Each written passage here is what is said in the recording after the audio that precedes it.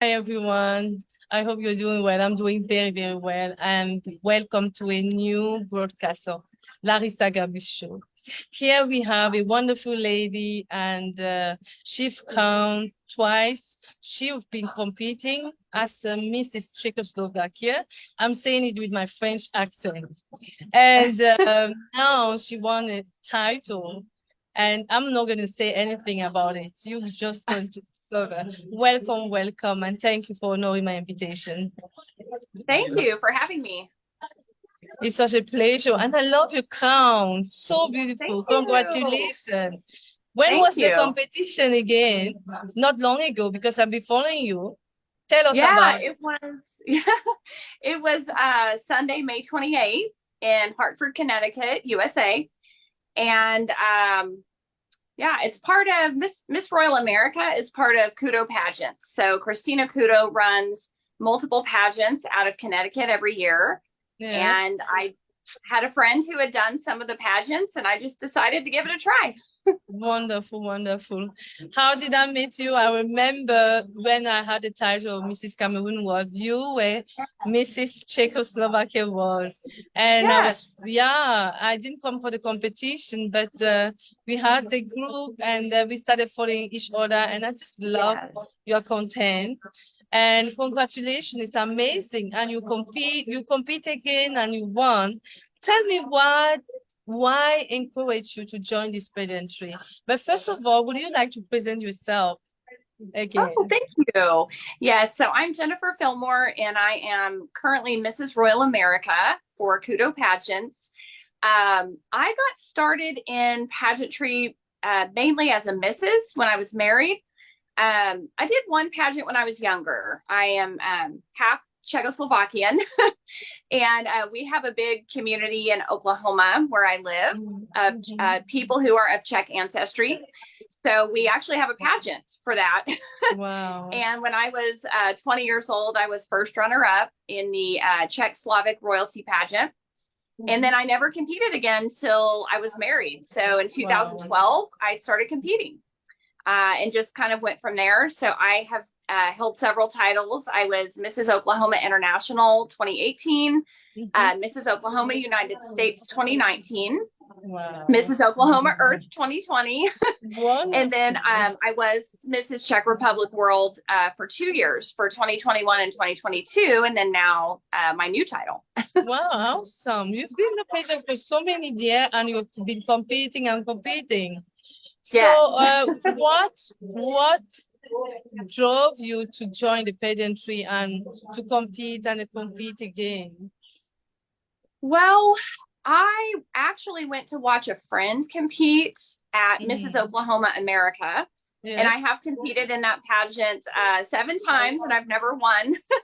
But I just really was inspired by what I saw the women doing. And I didn't even know there were pageants for married women. I thought you had to be, under the age of 30 and single and never had any kids. And so that's how I found out that there were even pageants for married people. And then I signed up the next year. And I think it's just a fun experience. And Yeah. you get to talk about issues that matter to you. You get to make friends. I have lifelong friends from pageantry. And also, I think for those of us who have what I call a very normal life, I'm a high school teacher and a college teacher, and most days I'm wearing jeans and a t-shirt and teaching high school kids. So it's kind of fun to get out of your normal everyday Exactly. routine and do something that's challenging. So that's why I have done it for so long, I think. Wow, wow. As I usually said, when I joined the pageantry, I had another idea of what it was about. I had a friend who encouraged me for 2 years, and because she been the pageantry, she's like a coach and a judge, and she keep on telling me, Larissa, I believe you're gonna love it. You're just missing this in your life. And when I joined it, I fell in love with the pageant world. I can understand that you want to be all the time there, even just to be together with the sisters and the experience of pageantry and all the competition. What is it about? It's so awesome. And I've been on the TV for 5 years already here in Norway before joining the pageantry just 2 years ago. But lately, when I went to Seattle and I came to New York for the competition, I just want to interview my twin sister because there's such a love, something else that I can't explain, which you only find in the pageant world among sisters. And that's why I feel like, okay, there are people calling me and say, are you going to just interview this Miss? So if I'm not Miss, are you not going to interview people, entrepreneurs here again? I said, no, I'm coming. But I love this, and I would love to compete again. I'm intending to, like I've written down under my name, Beautiful Inside Out. I'm going to organize my own pageantry, so I'm going to become a pageant director of my Beautiful Inside Out company, which was an NGO, but I'm going to do my own on my platform as an NGO. And I just want to tell you, to be honest with you, I'm going to compete again. And I don't know how I'm going to do this, but I'm going to maybe organize and then allow someone to take care and then go and compete just because I want to be in that mode. And I really love your crown, your smile, everything about you. So tell me, what is your platform? My platform's Oh, no, you're good. My platform's called Restored.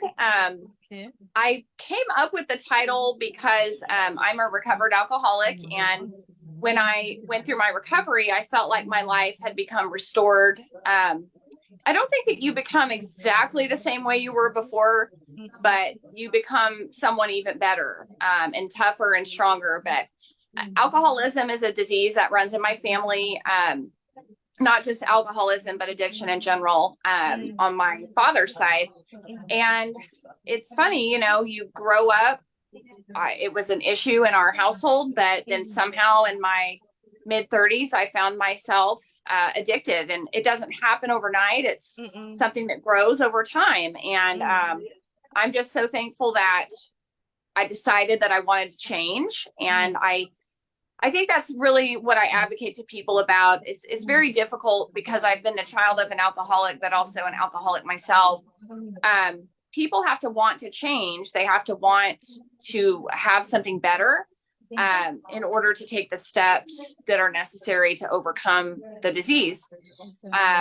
So I go out and I speak to people in different areas. I've spoken in some recovery homes and some recovery groups, some sober mentoring homes, and also I talk to young kids at schools. I think a big step is making sure people are really educated about it. Yes. So that maybe they refrain from even using it altogether would be great. Exactly. I know that that's impossible with something like alcohol because it's legal and it's very normalized and glamorized in our society, but it is a dangerous substance. Exactly. So we have to talk in very real ways about it, but it's tricky because I also don't want to make anybody feel bad for drinking it. I'm not out to guilt trip anybody, but at the same time, I know that alcohol has the ability to negatively impact individuals, families, communities, and the environment. So, you know, we have to be honest at the same time. Yeah, I think we have to be honest. And as you said, it's not for people to feel guilty. Me, I love drinking wine. So I don't like beer, but my whole life, I like a glass of wine. For me, I feel the taste there. Either it's with a little bit of alcohol. So sometimes I see my feel like being an evangelist. So some people think, okay, drinking a little bit is bad. But for me, I love it. So I'm like, okay, I would not feel ashamed to drink my glass of wine with a little bit of alcohol. Sure. So, but because I know the danger of addiction, so I'm not going to go to an extent. I believe that information on your platform, what you're doing, is powerful because when people get addicted, they don't think about their next generation as it affected after, like you mentioned to me. So this is very awesome. And even in my country, in Africa, there's alcoholism everywhere. Where I come from, Africa, Cameroon, people drink, they spend all their money. And some people they really don't want to continue with this. But if they knew it really, that this is a danger. Yeah. So they will limit the way they're drinking. So it's very, very important. Yes, I think so. Yes, I like what you bring up about the limits, because that's one thing that I try to educate people about is like you saying you might have a glass of wine. Yes.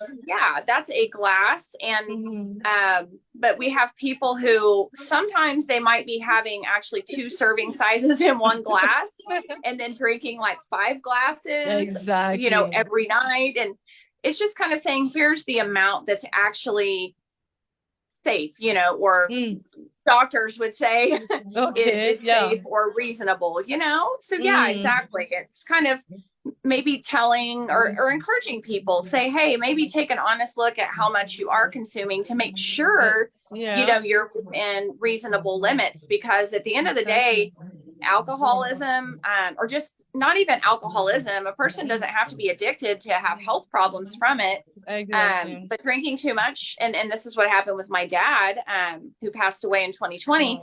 He had so many health problems, chronic health issues from alcoholism and also smoking cigarettes, that alcoholism or consuming excessively over many years can put you at high risk for many diseases, including higher risk for all types of cancer. So exactly, it's a scary thing, but it's something I feel like we have to talk about sometimes. Yes, to help make sure everyone's making good decisions. And just the fact that sometimes people think, oh, well, if I'm drinking, I'm only affecting myself, but it does affect families. And, how many times do we hear about drunk driving incidents or accidents, it's true. That happen from people consuming too much? So it definitely affects other people besides just the person consuming it.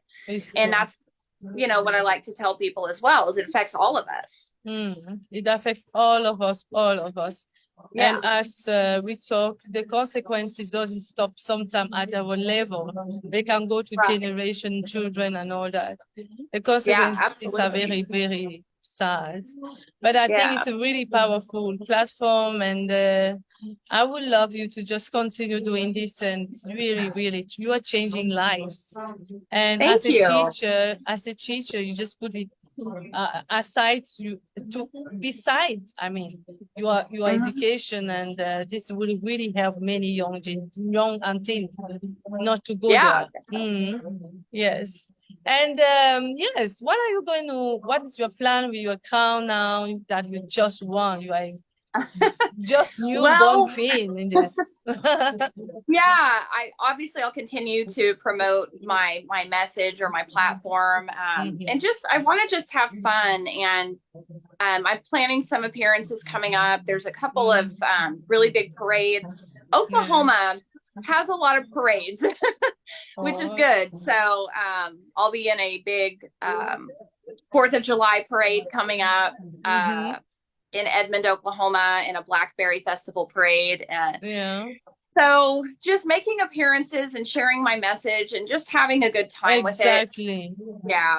Sharing love, as I used to say, because actually this is because you love people that you're doing this, to prevent them, because it's a sacrifice to just prepare yourself, compete, get the crown, and use your crown to send your message. It's going to help a lot of people.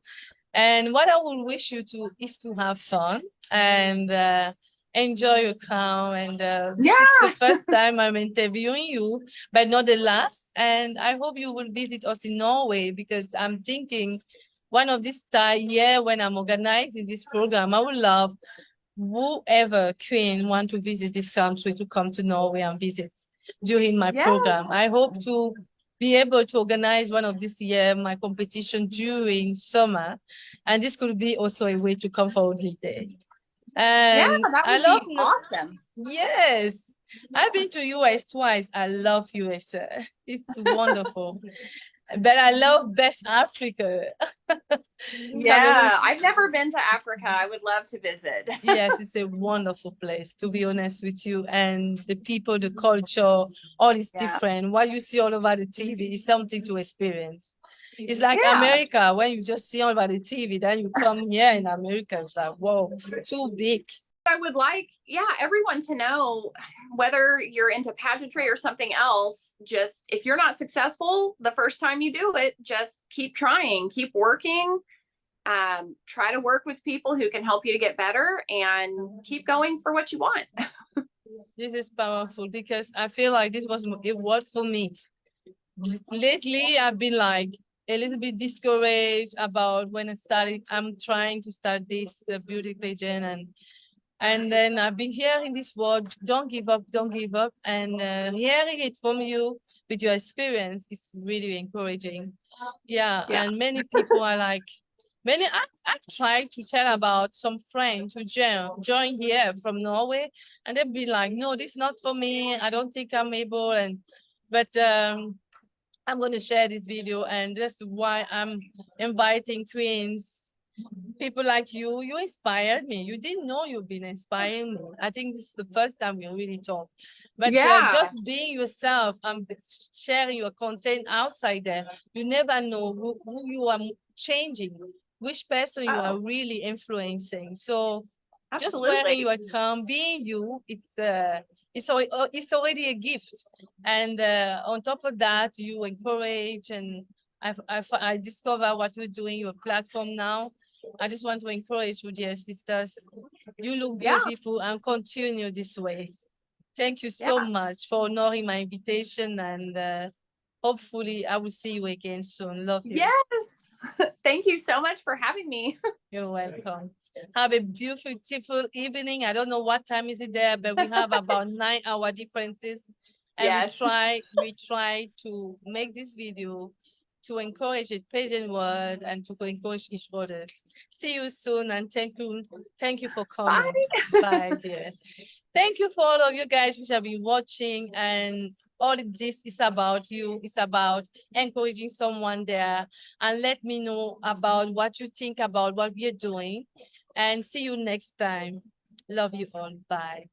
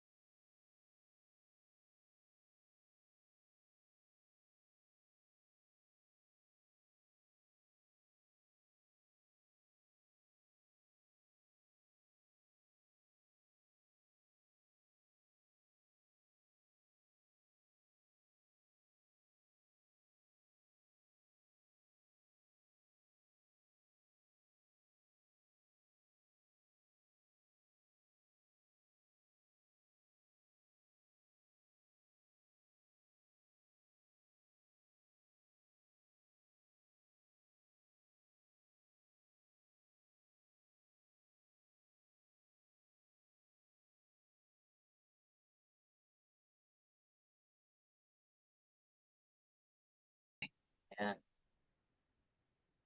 Yeah.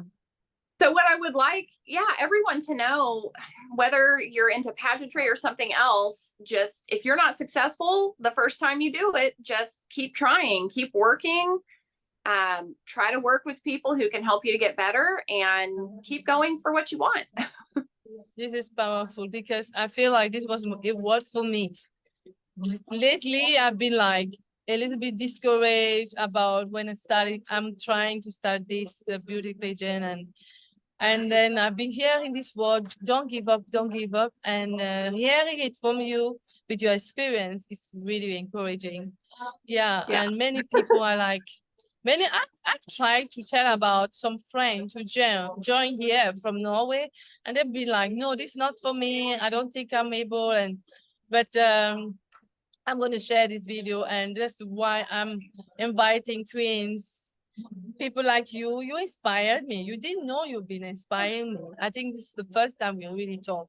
But Yeah. just being yourself and sharing your content outside there, you never know who you are changing, which person you are really influencing. So just wearing Absolutely. your crown, being you, it's already a gift. And on top of that, you encourage, and I discover what you're doing, your platform now. I just want to encourage you, dear sisters. You look Yeah. beautiful and continue this way. Thank you so Yeah. much for honoring my invitation, and hopefully I will see you again soon. Love you. Yes. Thank you so much for having me. You're welcome. Have a beautiful evening. I don't know what time is it there, but we have about 9-hour differences. And Yes. we try to make this video to encourage the pageant world and to encourage each other. See you soon, and thank you for coming. Bye. Bye, dear. Thank you for all of you guys which have been watching, and all this is about you. It's about encouraging someone there, and let me know about what you think about what we're doing, and see you next time. Love you all. Bye.